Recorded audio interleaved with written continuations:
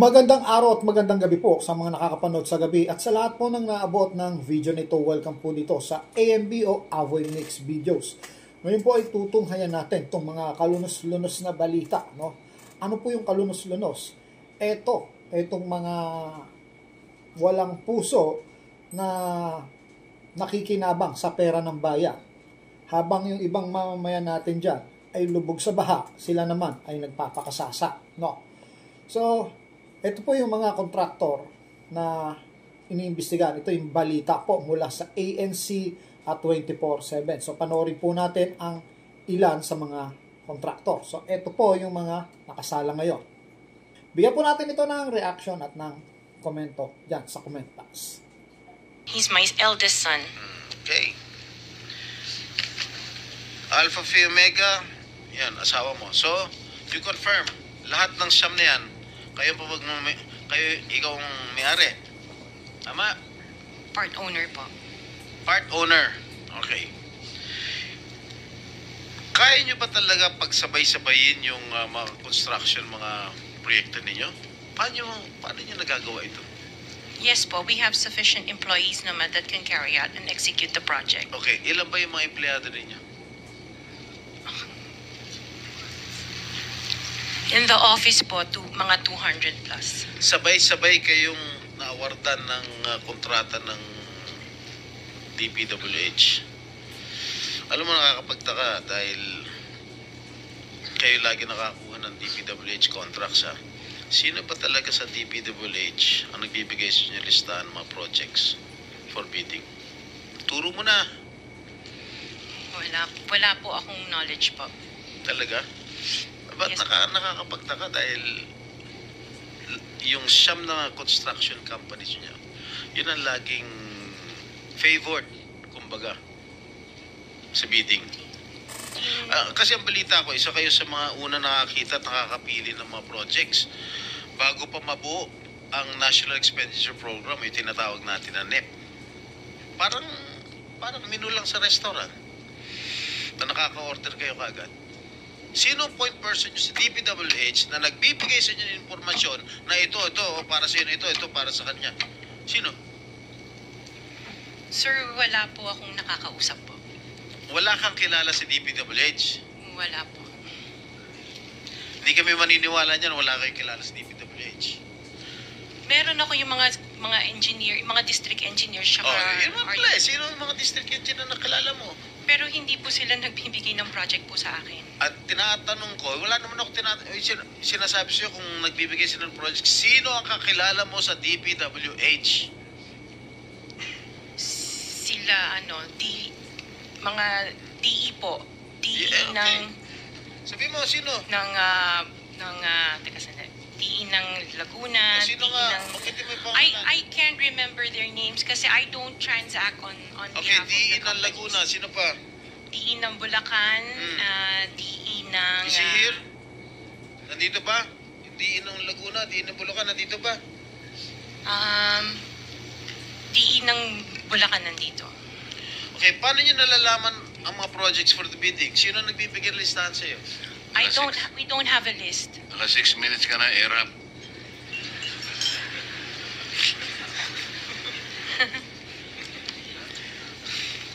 Okay, I don't have a list po.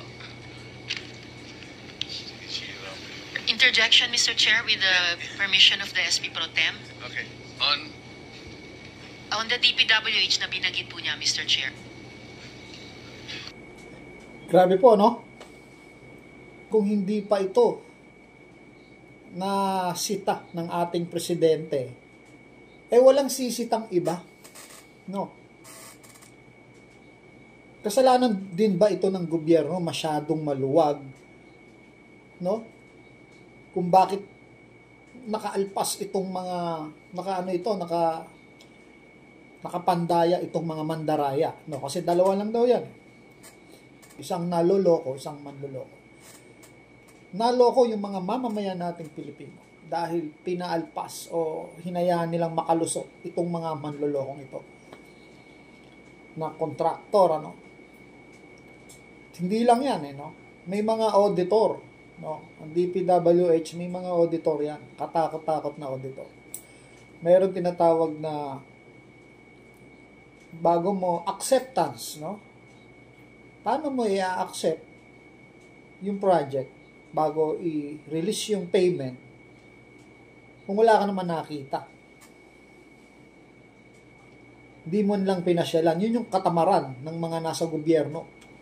Hindi pinasyalan o sadyang hindi pinasyalan dahil pinagparti-partihan na nila yung pera. Isa sa kontraktor, siyempre, at doon sa nagpakontrata. Dalawa yan sa nagpakontrata at yung nangontrata. Sila yung mga nakinabang. Hindi lang dapat yung kontraktor. Pati yung mga may project dyan. Sagbuatan yan sagbuatan. Hindi mabubuo kung walang sagbuatan. Hindi mangyayari yan kung walang sagbuatan. Di ba? Papayag ba yung nagpa-project na gano'n na lang? Wala kang makikita. So, yung nagpa-project, kasama yon. Kasama po yon. Ganyang katalama sa Pilipinas. Incidentally, Senator Risa, you are the next interpellator, so you may want to continue with your 5 minutes. Thank you. Will do. Thank you, Mr. Tinatapos Chair. mo na ba ako, Chair? Ha? Okay.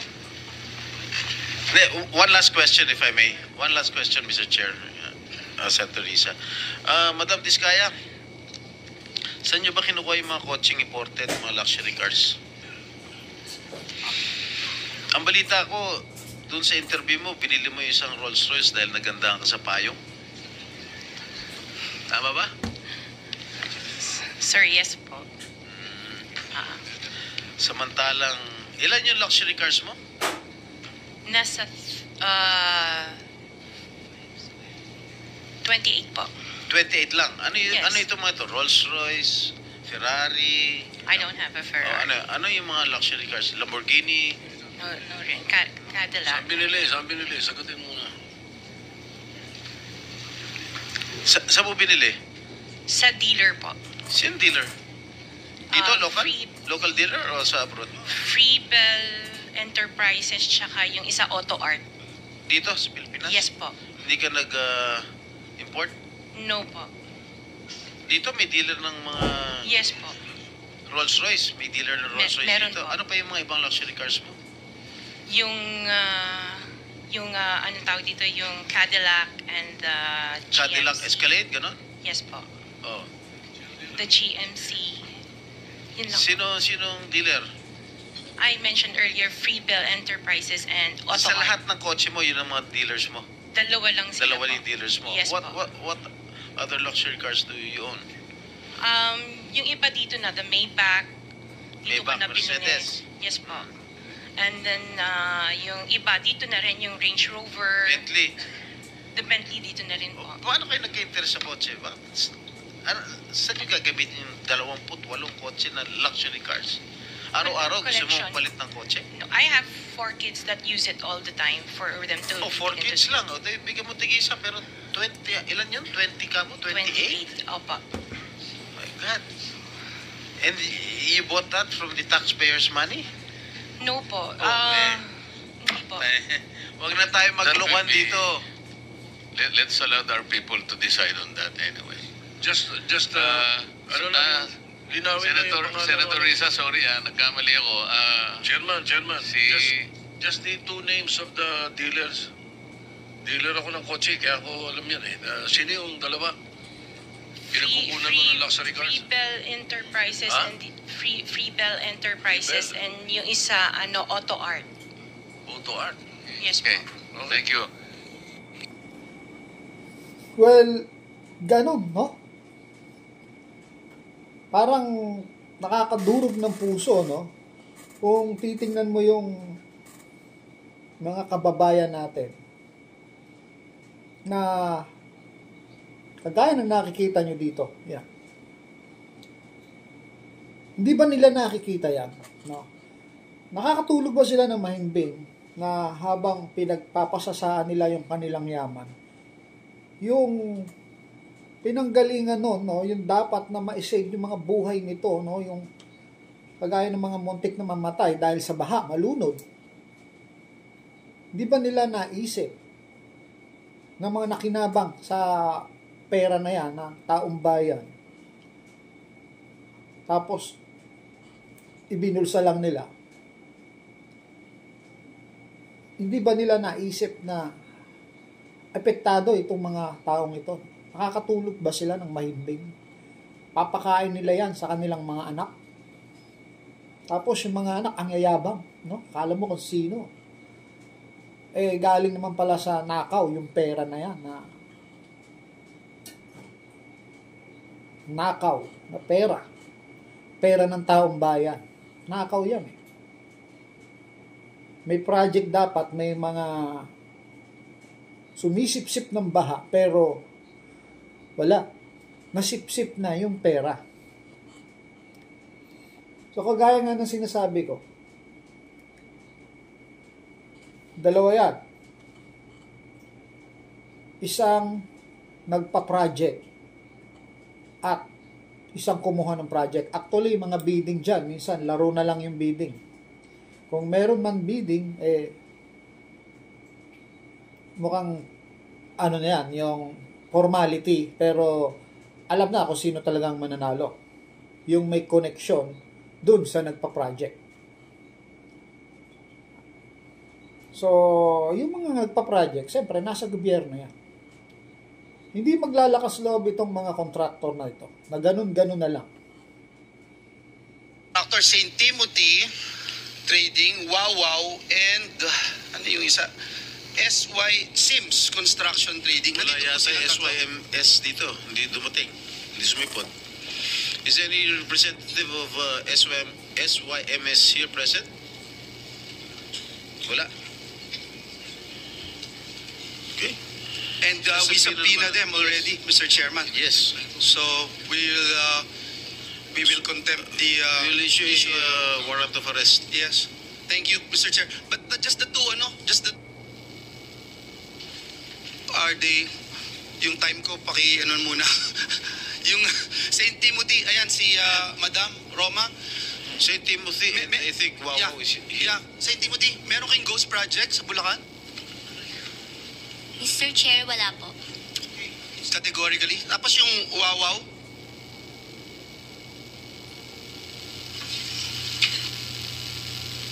Good morning po. Yeah, can you answer yes or no? Ghost project? Can you turn on the microphone, please?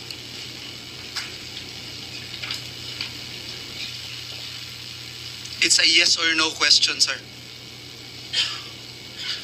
Wow, you're You don't looking, even know? you're looking for your lawyers? Wow. I invoke my right of self-incrimination in your honor. Okay. Ano? Can you repeat your answer? Wow. Can you repeat your answer, Mr. Arevalo? I invoke my right for self-incrimination in your honor. My God, the question of the majority floor leader is very simple. It's very simple. Do you have any ghost project in any of the areas here in the Philippines? Answer.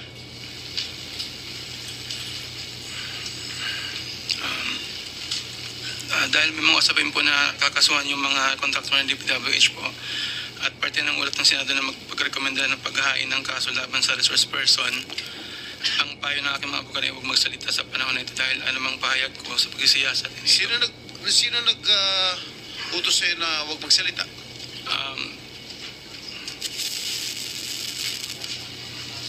Sino? May binabasa ka ba? Ginawa ko po, Your Honor. Ano binabasa mo? Pasensya po kasi kinakabahan po kasi po. It is only answerable by yes or no, Mr. Arevalo. Is there any ghost projects of Wawaw Builders?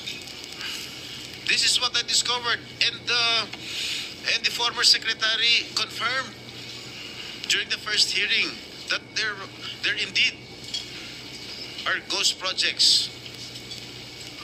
Bine-verify pa po namin, Your Honor, ano kung meron po. Ano ka ba sa Wawaw? Are you the owner? Yes po, Your And Honor. you should know. Majority Leader, it's your time. Yes, Mr. Chairman. I'm just disappointed, Mr. Chairman, kasi ang bihira ka, sasagot ka ng ganyan, ghost project. Para tinatanong ka kung tao ka, hindi mo alam kung tao ka. Mr. Chairman, just to put on record also, no, yung Diskaya Group, ang total cost project nila from 2022 to 2025 ay 31 billion pesos. 31 billion pesos dito sa siyam na kumpanya na ito. Yung Sims at yung Wawaw Builders, at dun sa 31 billion, Mr. Chairman, 3 billion nasa Bulacan, Region 3, if I'm not mistaken. 2.8 billion sa Bulacan. Yung Sims, tsaka yung Wawaw, meron pong 4 billion at 1.2 billion sa Bulacan. May I know from COA kung na-audit niyo po itong tatlo na itong binanggit ko na ito, na kumpanya? Sir, ito po yung mga na-subject for audit, fraud audit, especially for Bulacan po, sir, Your Honor. Yes, and nakita nyo may ghost project. Kaya hindi makasagot ito, eh. Can you confirm? Hindi ko pa po ma-confirm, Because sir, we're going to get Wala po. we subpoena already the documents. So, can you confirm? Yes or Your no? Honor, wala po akong kopya nung audit highlights. Do you also audit itong pickup? Meron po tayong mga auditors assigned sa DTI, Your Honor, at may mga findings din po sila, kaya na-audit din po yung pickup po. So, hope so may makulong dito. Hope so may mabawi dito. Kaya nga dapat may naalala ko yung sinabi nung isa na nag-comment yata yung kay Marcelota. Sana bilang ganti ng mamamayan, tigilan muna yung tax na yan, ano? Huwag munang pagbayarin ng tax itong mamamayan dahil may problema ang gobyerno dito. Hindi mahawakan ng gobyerno yung pera ng taong bayan ng tama. Nawawala yung pera, napupunta sa mga taong ganid, kontraktor, gobyerno, lahat napupunta doon. So hanggat di nila naayos yan, ayusin muna nila yan bago sila maningil uli ng tax sa taong bayan. Although dito kumikita yung gobyerno, dito yung mga pambili natin ng armas, barko sa West Philippine Sea, may napupuntahan naman. Ano? Pero ang laki ang nawawala. Malaki pa rin. No? Billion pa rin ang nawawala na dapat. Maayos na sana yung Metro Manila. Wala nang baha na yan. Although, nandyan na yung baha kasi tropical country to, andyan yung change climate. Pero dapat na minimize na yan. Wala na yung ganyan. Kawawa ang taong bayan to. So, sa akin, nakakalungkot lang talaga. Ito ang aking reaction. Nakakalungkot lang talaga bakit may mga ganitong uri ng tao na nabubuhay pa. Sana isinama na sila noong panahon ni Duterte. Ika nga dun sa China daw, pagka may ganyang corrupt, death penalty. Ano kaya kung gawin mo yan dito sa Pilipinas? Mauubos kaya ang tao sa politiko. Alalahanin niyo po, itong mga kontraktor na to, nagpakasasa. At may kasagwat yan ng gobyerno. Yun lang po ang akin. So hanggang dito na lang po. Maraming salamat po.